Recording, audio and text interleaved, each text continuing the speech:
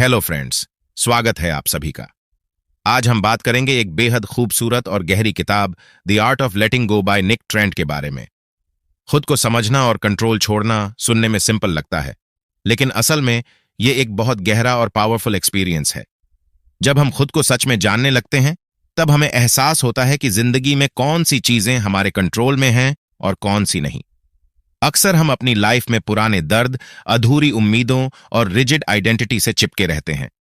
नतीजा, हमें सिर्फ स्ट्रेस और पेन मिलता है। लेकिन जब हम इन सब को छोड़ना सीख जाते हैं, तो हमारे अंदर एक अलग ही तरह की फ्रीडम महसूस होती है। इंसान की नेचर होती है कि वो हर चीज को अपने हिसाब से कंट्रोल करना चाहता है। हमें लगता है कि अगर सब कुछ हमारे प्लान के मुताबिक चलेगा, तो हम हैप्पी रहेंगे। लेकिन सच ये है कि इस दुनिया में हर चीज को कंट्रोल कर पाना इम्पॉसिबल है। कई बार हालात हमारी एक्सपेक्टेशंस के हिसाब से नहीं चलते। लोग वैसे बिहेव नहीं करते जैसे हम चाहते हैं, और चीजें हमारी प्लानिंग से बाहर निकल जाती हैं। ऐसे में अगर हम हर बार अपसेट होते रहेंगे, खुद को ब्लेम करते रहेंगे, तो इसका असर सीधे हमारी मेंटल हेल्थ पर पड़ेगा। इसके बजाय अगर हम ये एक्सेप्ट कर लें कि कुछ चीजें हमारे हाथ में नहीं हैं और उन्हें बस जाने देना ही बेहतर है, तो हमारी लाइफ कहीं ज्यादा सिंपल और पीसफुल बन सकती है। जब हम अपने पुराने घावों को पकड़े रहते हैं, तो वो हमें अंदर से तोड़ते रहते हैं। किसी ने बचपन में कुछ बुरा कहा हो, किसी दोस्त ने धोखा दिया हो, या किसी रिलेशनशिप ने हमें हर्ट किया हो, हम इन चीजों को सालों तक अपने साथ ढोते रहते हैं। लेकिन क्या ये वाकई हमारे काम आती है, या बस हमारे दिल दिमाग पर बोझ बनकर बैठ जाती है? सच ये है कि जब तक हम पुराने दर्दों को थामे रहेंगे, तब तक नए घाव भर नहीं पाएंगे। इसलिए खुद को हल्का करने के लिए हमें माफ करना और आगे बढ़ना सीखना होगा। इसका मतलब ये नहीं कि आप उस व्यक्ति से फिर से वैसे ही जुड़ें जिसने आपको हर्ट किया था। माफ करने का मतलब है अपने दिल से उस दर्द को जाने देना, अपनी पीस के लिए। हम में से कई लोग खुद को एक फिक्स आइडेंटिटी से जोड़ लेते हैं। हमें हमेशा स्ट्रांग, परफेक्ट या सक्सेसफुल दिखना है। लेकिन जब हम किसी एग्जाम में फेल हो जाते हैं या किसी रिश्ते में टूट जाते हैं, तो खुद को लूजर समझने लगते हैं। ये सोच हमें सीमित कर देती है। हमारी असली पहचान किसी एक सक्सेस या फेलियर से तय नहीं होती। हम हर दिन खुद को नए तरीके से रीडिफाइन कर सकते हैं। अगर हम खुद को एक फ्लेक्सिबल आइडेंटिटी के साथ देखना शुरू करें, यानी बदलाव को अपनाने के लिए तैयार रहें, तो हमारी लाइफ और भी ब्यूटीफुल और इजी बन सकती है। खुद को समझने का सबसे अच्छा तरीका है अपने इमोशंस को ऑब्जर्व करना। कौन सी चीज हमें खुश करती है, कौन सी दुखी, कब हम गुस्सा होते हैं और क्यों।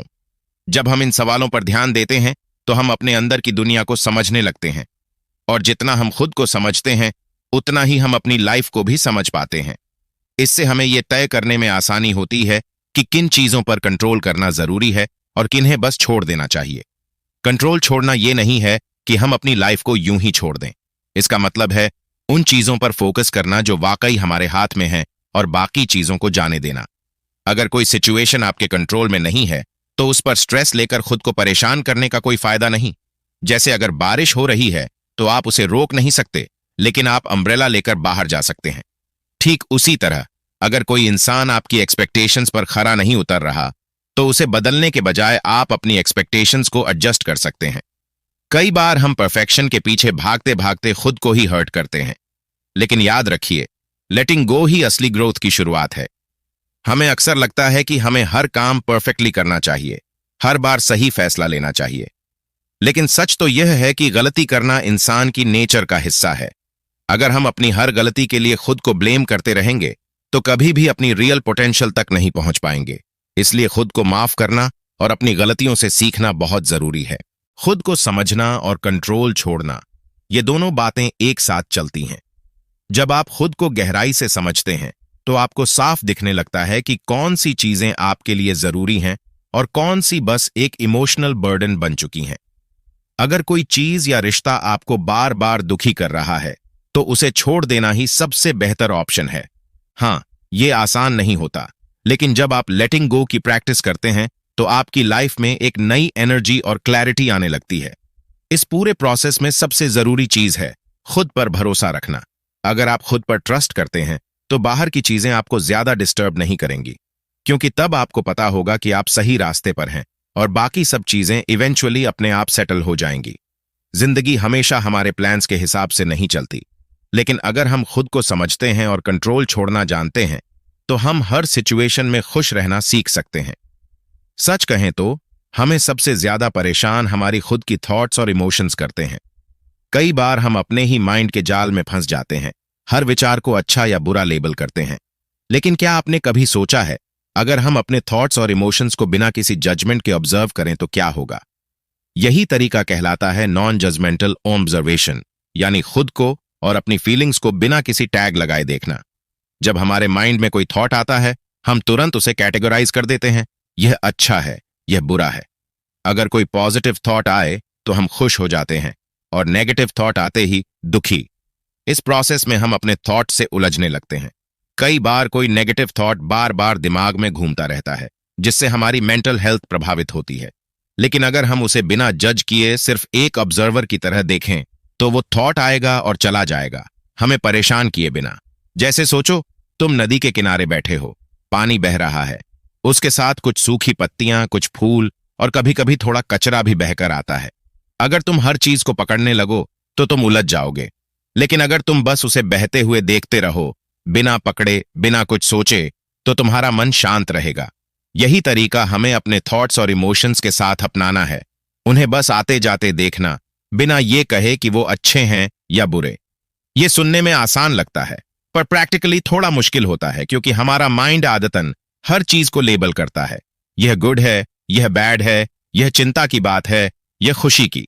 लेकिन जब हम नॉन जजमेंटल ऑब्जर्वेशन की प्रैक्टिस करते हैं, तो धीरे धीरे हमारा माइंड चीजों को वैसे ही देखना सीखता है जैसे वे वास्तव में हैं।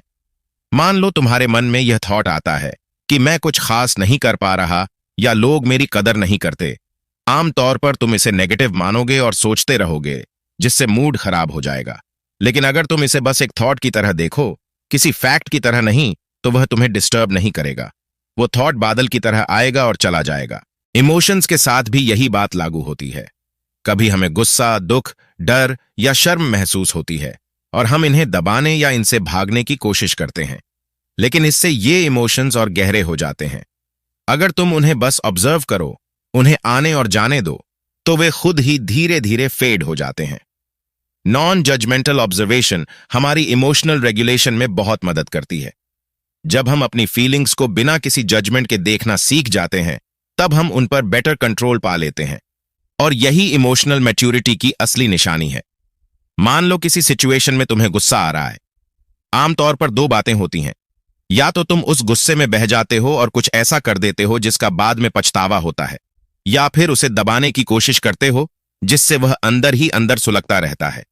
लेकिन अगर तुम बस उस गुस्से को ऑब्जर्व करो और अपने आप से कहो, ओह, अभी मेरे अंदर गुस्सा आ रहा है, बिना ये डिसाइड किए कि वो अच्छा है या बुरा, तो धीरे धीरे वो गुस्सा अपने आप कम होने लगता है। ऐसी ऑब्जर्वेशन से हमारी डिसीजन मेकिंग भी काफी बेहतर होती है।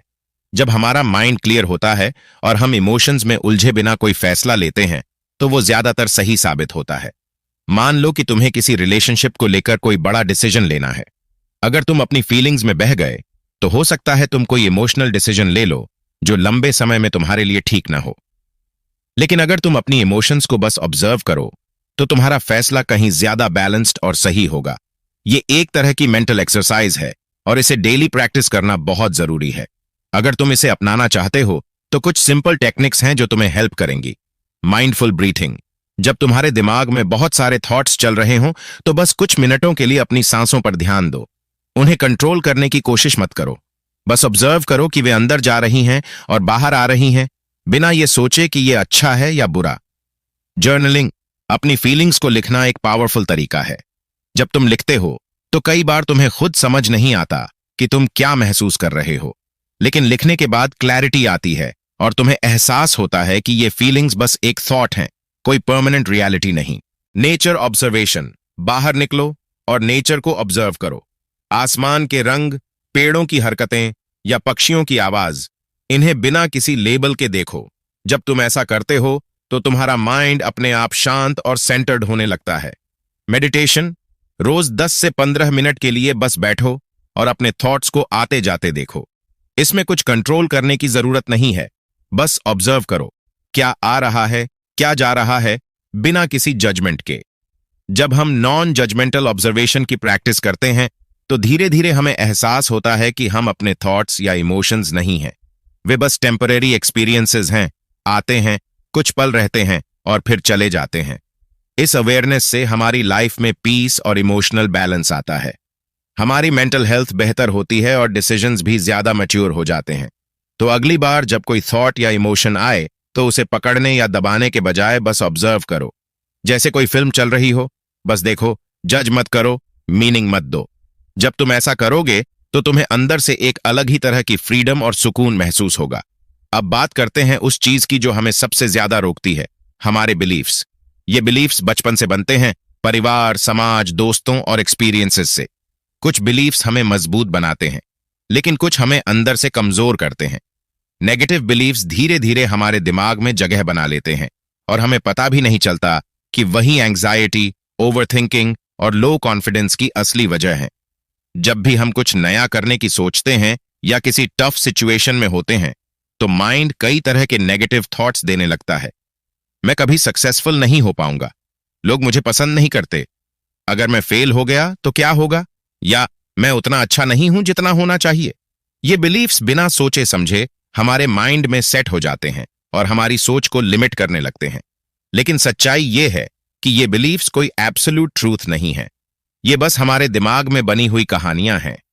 अगर हम इन्हें ध्यान से देखें और एनालाइज करें तो हमें समझ में आएगा कि ये हमारी ग्रोथ को रोक रही हैं, हमें छोटा महसूस करा रही हैं। और जैसे ही हम इन्हें पहचान कर चैलेंज करते हैं, हमारी सोच धीरे धीरे बदलने लगती है और एक नया, ज्यादा पॉजिटिव माइंडसेट विकसित होता है। हमें खुद से यह सवाल पूछना चाहिए, क्या यह सच में सही है? क्या मेरे पास कोई सॉलिड प्रूफ है कि यह बिलीफ सच है, या यह बस मेरे दिमाग के बनाए हुए डर हैं?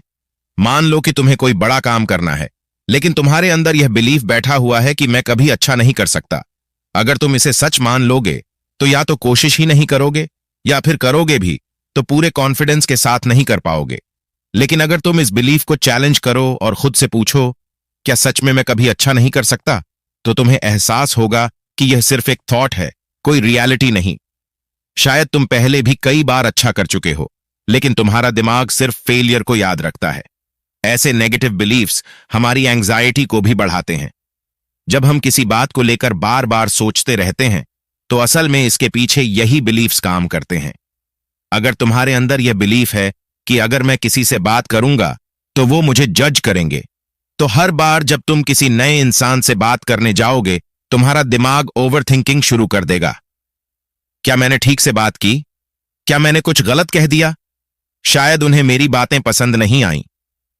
ये सारे थॉट्स तुम्हारे अंदर डर और घबराहट पैदा कर देंगे। लेकिन अगर तुम इस बिलीफ को चैलेंज करो और खुद से कहो, क्या हर कोई मुझे जज करने के लिए बैठा है? क्या मैंने पहले कभी ऐसे लोगों से बात नहीं की जो मुझे जेन्युइनली पसंद करते हैं? तो तुम्हें समझ में आएगा कि यह बिलीफ गलत है और इसे बदलने की जरूरत है। हमारे दिमाग में एक खास पैटर्न बन जाता है। जब हम बार बार नेगेटिव बिलीफ्स को दोहराते हैं, तो हमारा माइंड उन्हें ट्रूथ मान लेता है और हमारी सोच उसी पैटर्न में फंस जाती है। लेकिन अच्छी बात यह है कि यह पैटर्न बदला जा सकता है। न्यूरोसाइंस बताता है कि हमारा दिमाग फ्लेक्सिबल होता है, जिसे न्यूरोप्लास्टिसिटी कहा जाता है। इसका मतलब है कि अगर हम अपनी सोच को बार बार बदलने की कोशिश करें, तो एक नया माइंडसेट बनाया जा सकता है। नेगेटिव बिलीफ्स को चैलेंज करने के लिए सबसे पहले हमें उन्हें पहचानना होगा। इसके लिए हमें अपने थॉट्स को ऑब्जर्व करना होगा। जब भी कोई डराने या रोकने वाला थॉट आए, उसे लिख लो और खुद से पूछो, क्या यह बिलीफ सच में सही है? क्या इसका कोई प्रूफ है, या यह सिर्फ मेरा डर है? क्या मैं इसे किसी और नजरिए से देख सकता हूं? अगर मेरा कोई दोस्त इस सिचुएशन में होता तो मैं उसे क्या सलाह देता? मान लो तुम्हारे अंदर यह बिलीफ है, मैं कभी लीडर नहीं बन सकता क्योंकि मैं इंट्रोवर्ट हूं। अब सोचो, क्या सच में हर लीडर एक्सट्रोवर्ट होता है? स्टीव जॉब्स, मार्क जकरबर्ग जैसे कितने ही सक्सेसफुल लोग इंट्रोवर्ट्स थे, फिर भी वो बड़े लीडर्स बने। जब तुम इस बिलीफ को चैलेंज करोगे, तो तुम्हें एहसास होगा कि यह बस तुम्हारे दिमाग का बनाया हुआ एक झूठा डर था। नेगेटिव बिलीफ्स को बदलने के लिए नए पॉजिटिव बिलीफ्स बनाना जरूरी है। अगर तुम्हारे अंदर यह बिलीफ है कि मैं कभी कुछ बड़ा नहीं कर सकता, तो इसे बदलकर कहना शुरू करो, अगर मैं कोशिश करूं तो मैं बहुत कुछ कर सकता हूं। इसे बार बार दोहराओ जब तक तुम्हारा दिमाग इसे सच मानना शुरू न कर दे। एफर्मेशंस इस प्रोसेस में बहुत काम आती है। जब तुम बार बार अपने माइंड को पॉजिटिव बिलीफ से भरते हो, तो धीरे धीरे तुम्हारा सबकॉन्शियस माइंड उन्हें एक्सेप्ट करने लगता है। जैसे, मैं अपने फियर से बड़ा हूं, मैं अपनी सोच बदल सकता हूं, मैं कॉन्फिडेंट हूं, मुझ में सफलता पाने की ताकत है, मुझे खुद पर भरोसा है। इन एफर्मेशंस को हर सुबह और रात को सोने से पहले बोलने की आदत डालो। इससे तुम्हारा माइंड धीरे धीरे नया पैटर्न बनाने लगेगा। माइंडफुलनेस भी एक पावरफुल तरीका है नेगेटिव बिलीफ्स को बदलने का। जब तुम अपने थॉट्स को बिना जज किए ऑब्जर्व करते हो तो तुम्हें समझ आता है कि वे बस थॉट्स हैं, कोई सच्चाई नहीं। माइंडफुलनेस की प्रैक्टिस से तुम्हारी अवेयरनेस बढ़ती है और तुम अपने दिमाग को ज्यादा कॉन्शियसली कंट्रोल कर पाते हो। एक और इफेक्टिव तरीका है surround yourself with positive people. ऐसे लोगों के साथ रहो जो तुम्हें इंस्पायर करें, मोटिवेट करें और तुम्हारे अंदर कॉन्फिडेंस जगाएं। उनके साथ रहकर तुम्हारा माइंडसेट खुद ब खुद पॉजिटिव होने लगता है।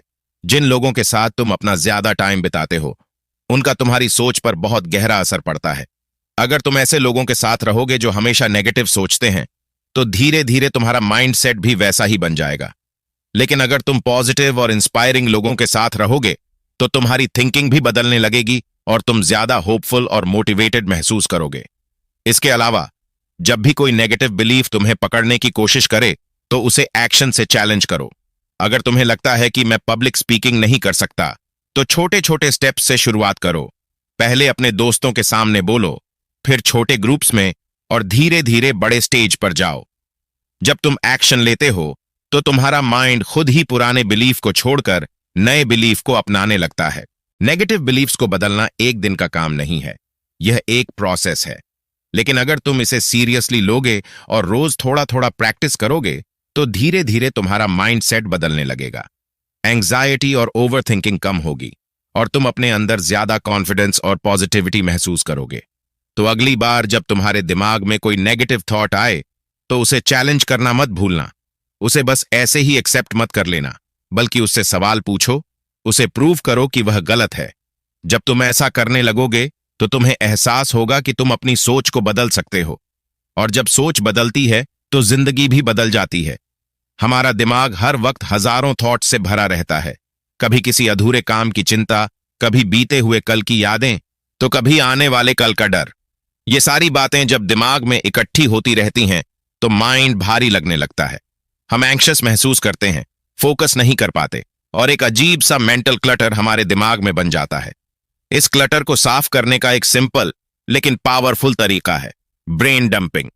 यह एक ऐसी तकनीक है जिसमें हम अपने दिमाग में चल रही हर बात को बिना किसी रोक टोक के लिख देते हैं। इससे हमारा दिमाग हल्का हो जाता है, इमोशंस बाहर निकल जाते हैं और हमें क्लैरिटी मिलती है। सोचो, तुम्हारा माइंड एक कमरे की तरह है।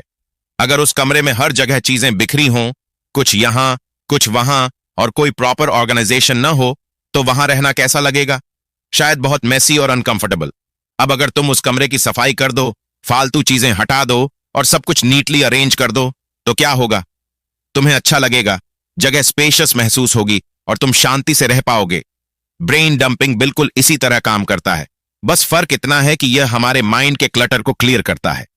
जब भी हम किसी परेशानी में होते हैं, हमारा दिमाग उसी बात को बार बार दोहराता रहता है। जैसे मान लो कि तुम्हें किसी इंपॉर्टेंट प्रोजेक्ट की डेडलाइन पूरी करनी है, लेकिन साथ ही घर के काम, कोई पुराना अनरिजॉल्व्ड इश्यू या पर्सनल टेंशन भी दिमाग में चल रहा है।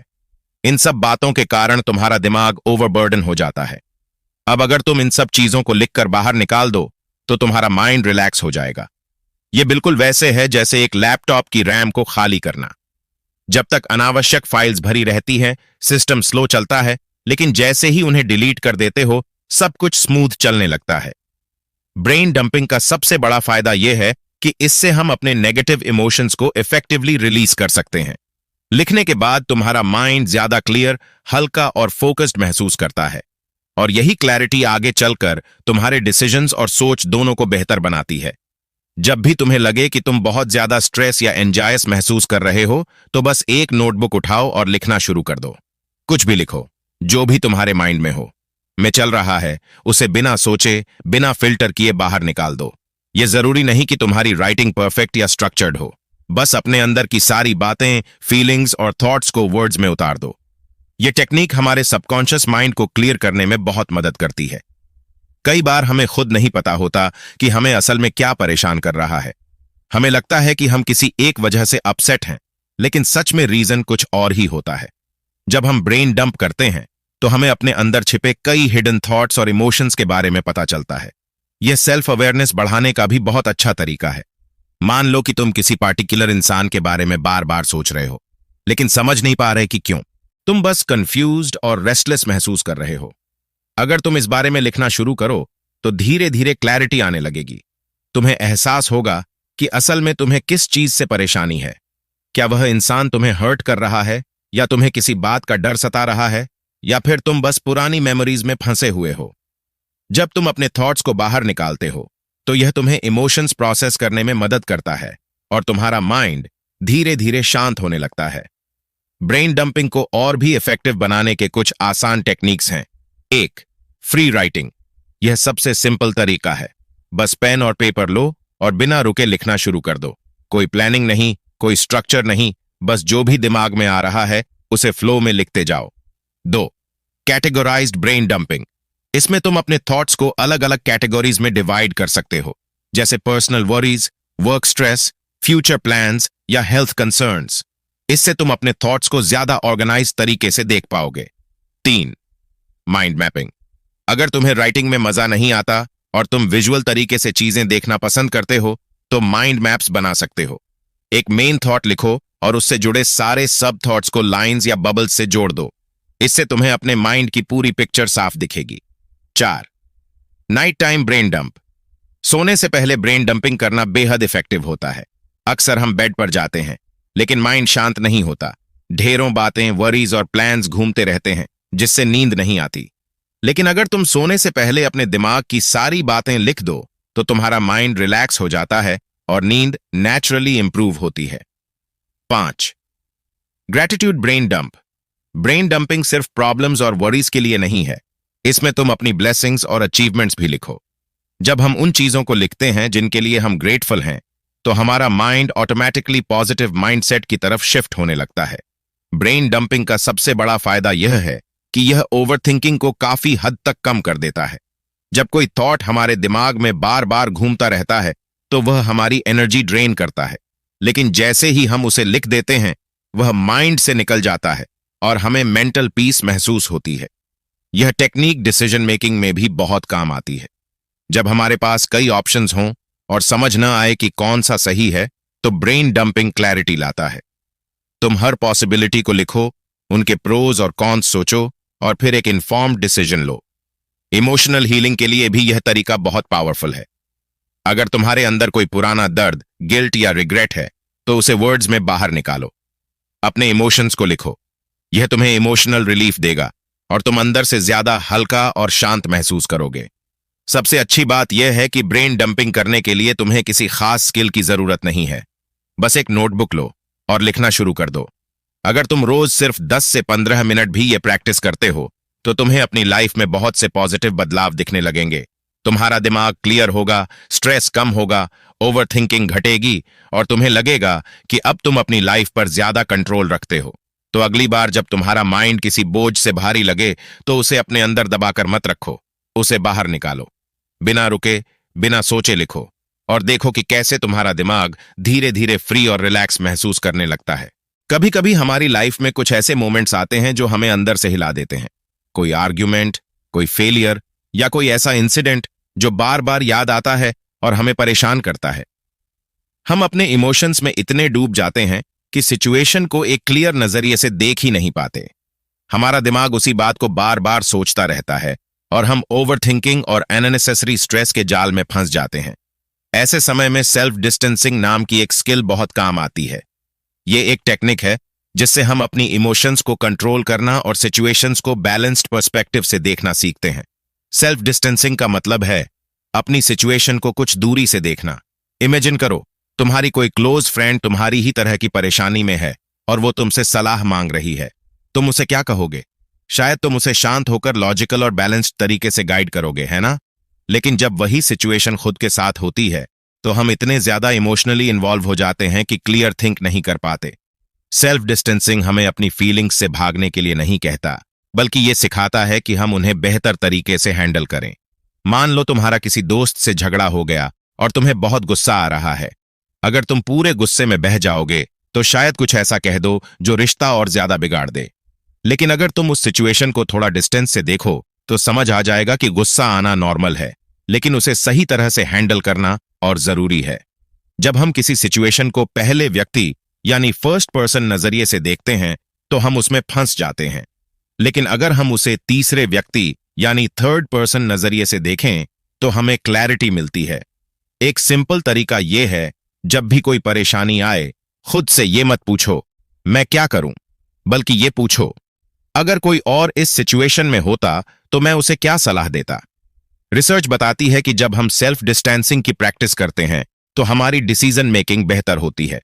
हम अपनी इमोशंस को ज्यादा अच्छी तरह रेगुलेट कर पाते हैं और इंपल्सिव फैसले लेने से बचते हैं। जब कोई मुश्किल आती है हमारा दिमाग तुरंत रिएक्ट करना चाहता है, लेकिन अगर हम थोड़ा पीछे हटकर सोचें तो हम ज्यादा काल्म और रैशनल होकर डिसीजन ले पाते हैं। सेल्फ डिस्टेंसिंग हमें अपने पास्ट एक्सपीरियंसेस को भी हेल्दी तरीके से प्रोसेस करने में मदद करता है। कभी कभी हम किसी पेनफुल मेमोरी में फंसे रहते हैं, कोई पुरानी गलती, कोई बुरा अनुभव या कोई गिल्ट। जब हम उसे बहुत करीब से देखते हैं तो दर्द और बढ़ता है, लेकिन जब हम उसे थोड़ा दूर से देखते हैं तो समझ आता है कि वो सिर्फ हमारी लाइफ का एक छोटा सा हिस्सा था, पूरी जिंदगी नहीं। सेल्फ डिस्टेंसिंग की प्रैक्टिस को आसान बनाने के लिए कुछ सिंपल टेक्निक्स हैं जो इसे और ज्यादा इफेक्टिव बना सकती हैं।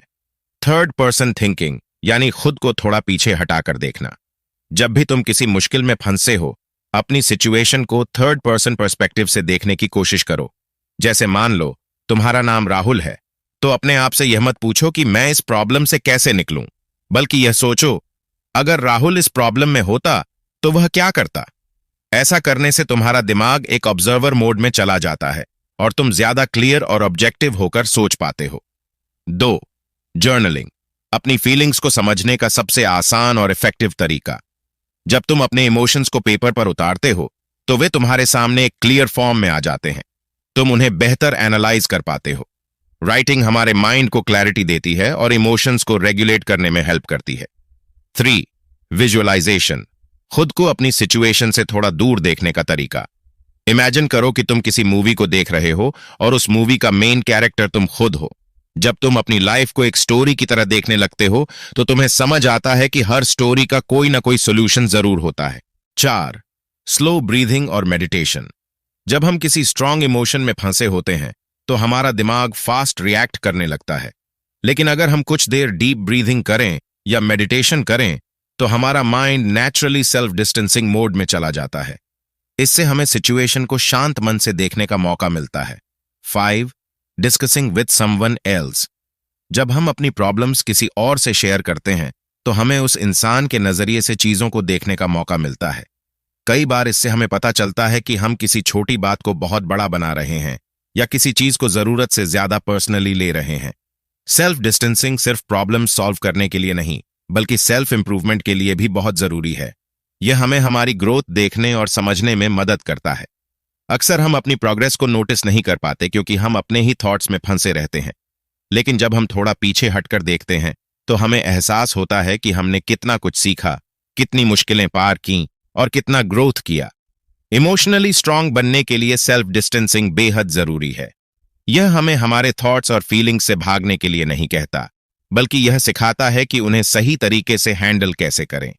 जब यह स्किल डेवलप हो जाती है तो हमारे रिलेशनशिप्स बेहतर होते हैं, माइंड ज्यादा बैलेंस्ड रहता है और हम हर चैलेंज को स्ट्रांग माइंडसेट के साथ फेस कर पाते हैं। तो अगली बार जब तुम किसी परेशानी में फंसे हो तो खुद से यह मत पूछो कि मैं क्या करूं, बल्कि यह सोचो कि अगर कोई और इस सिचुएशन में होता तो मैं उसे क्या सलाह देता। यह सिंपल सा माइंड ट्रिक तुम्हें हर सिचुएशन में ज्यादा ऑब्जेक्टिव और वाइज इंसान बनने में मदद करेगा। अब बात करते हैं एक और इमोशनल माइंडसेट की, परफेक्शनिज्म की। हम सब अपनी लाइफ में बेहतर बनना चाहते हैं, कुछ ऐसा करना चाहते हैं जिससे प्राउड फील हो, लेकिन कई बार यही चाहत परफेक्शनिज्म में बदल जाती है और वही हमारे लिए स्ट्रेस और एंग्जाइटी की वजह बन जाती है। हमें लगता है कि हर काम बिल्कुल फ्लॉलेस होना चाहिए, कोई गलती ना रहे। लेकिन क्या सच में परफेक्शन पॉसिबल है? सच तो यह है कि परफेक्शन एक इल्यूजन है, एक ऐसा गोल जिसे पूरी तरह हासिल करना कभी मुमकिन नहीं। अगर हम परफेक्शन के बजाय एक्सेलेंस की तरफ बढ़ें तो हमारी ग्रोथ और ज्यादा नेचुरल और सेटिस्फाइंग होगी। परफेक्शनिज्म की सबसे बड़ी प्रॉब्लम यह है कि यह हमें प्रोग्रेस करने से रोकता है। जब हम सोचते हैं कि कोई काम तभी शुरू करेंगे जब वह परफेक्ट होगा, तो हम या तो उसे शुरू ही नहीं करते या फिर इतना टाइम सुधारने में लगा देते हैं कि वह कभी पूरा नहीं हो पाता। यही चीज ओवरथिंकिंग और अनावश्यक चिंता को बढ़ाती है। इमेजिन करो, तुम पेंटिंग या राइटिंग सीख रहे हो। अगर तुम्हारा माइंडसेट परफेक्शनिस्ट है वाला है, तो तुम हर लाइन, हर वर्ड को बार बार चेक करोगे और गलती ढूंढोगे। इससे तुम्हारा कॉन्फिडेंस कम होगा और तुम उस प्रोसेस का मजा नहीं ले पाओगे। लेकिन अगर तुम एक्सेलेंस की तरफ सोचो, तो तुम इसे एक लर्निंग जर्नी की तरह लोगे। मिस्टेक्स से सीखोगे, इंप्रूव करोगे और धीरे धीरे मास्टर बन जाओगे। परफेक्शनिज्म की दूसरी दिक्कत है फेलियर का डर। परफेक्शनिस्ट लोगों के लिए गलती मतलब फेलियर, लेकिन रियलिटी में फेलियर सबसे अच्छा टीचर है। जब हम गलती करते हैं तभी समझते हैं कि क्या सही है और क्या नहीं। अगर हम गलती करने से डरते रहेंगे तो ग्रोथ रुक जाएगी। इस माइंडसेट को बदलने के लिए सबसे पहले जरूरी है कि हम अपने अंदर के परफेक्शनिस्ट को पहचानें और उसे चैलेंज करें।